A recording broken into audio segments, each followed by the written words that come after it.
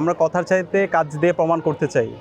বিপ্লবের পরে ডাকসু নির্বাচনে আমি বিপি নির্বাচিত হয়েছি। আজকে প্রায় 10 মাস ধরে ক্যাম্পাসে কাজ করেছি।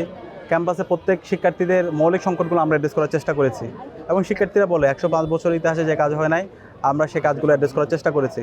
ঢাকা বিশ্ববিদ্যালয়ের শিক্ষার্থীদের যদি বলি, এই ধরনের ক্যাম্পগুলো আমরা রেগুলার আয়োজন করি এবং এটার একটা পার্মানেন্ট সলিউশনের জন্য আমাদের যে মেডিকেল সেন্টার আছে, সেই মেডিকেল সেন্টারকে বলা হতো আগে নাফা সেন্টার। ওখানে গেলে নাফা ছাড়া আর কিছু পাওয়া যেত না।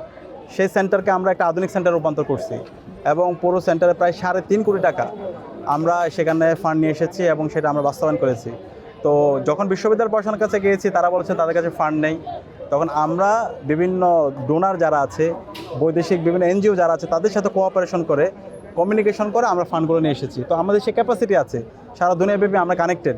তো ইনশাআল্লাহ যখন এই নগরের আমরা সেবক হিসাবে আমরা নগরের মানুষের সেবা করার সুযোগ পাবো, ইনশাআল্লাহ নগরের মানুষের যে অবারিত সম্ভাবনা এবং এখানকার প্রত্যেক নাগরিক তো তারা ট্যাক্স দেয়, এটার প্রপার ডিস্ট্রিবিউশনের মাধ্যমে, সঠিক পরিকল্পনার মাধ্যমে এবং দক্ষ নেতৃত্বের মাধ্যমে আমরা পুরো নগরটাকে নতুনভাবে ঢেলে সাজাবো এবং সকল নাগরিকের যে মৌলিক অধিকার সেটা আমরা নিশ্চিত করবো ইনশাআল্লাহ।